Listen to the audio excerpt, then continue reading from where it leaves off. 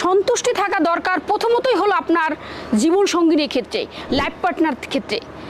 যদি আপনি কোনোভাবে এই জায়গা থেকে সরে যান তাহলে কিন্তু আপনি আপনার শুদ্ধতা, পবিত্রতা, পূর্ণাঙ্গতা ধরে রাখতে পারবেন না।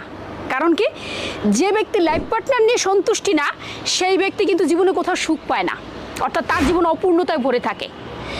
2 নম্বর যে বিষয়টি, সেটি হলো আপনার যে অর্জিত সম্পদ আছে সেই বিষয়টি যতটুকুই থাক না কেন আপনার আরও বেশি চাই, মানে এটা না পেলে আমার জীবন চলবেই না, এই ধরনের মেন্টালিটি যেন গড়ে না উঠে। তাই সেই জায়গা থেকে আপনার যে সম্পদ আছে সেইটাকে কিভাবে ইউটিলাইজ করে আরও বেশি বৃদ্ধি করা যায়, মানুষের উপকার করা যায়, সমাজের কল্যাণ করা যায়, সেদিকেই মনোযোগী হন। আরেকটি বিষয় হলো আহারের ক্ষেত্রে আপনাকে সবসময় সন্তুষ্টি থাকতে হবে। কারণ কি, আজকে যদি আমি ভালো খেতে নাও পারি, কালকে খেতে পারতে পারি। আর ভালো খাওয়ার মধ্যে আমাদের খুব বেশি কিছু আসে যায় না। অর্থাৎ আহার হলো আপনি সন্তুষ্টির সাথে যা গ্রহণ করবেন সেটাই সবচেয়ে ভালো আহার। সেটা হতে পারে 1 গ্লাস পানি, হতে পারে 1 চিমটি চিনি, কিন্তু আপনি যদি সন্তুষ্টির সাথে গ্রহণ করেন সেটা দিয়ে কিন্তু আপনি অনেক ঘন্টা চালিয়ে নিতে পারেন।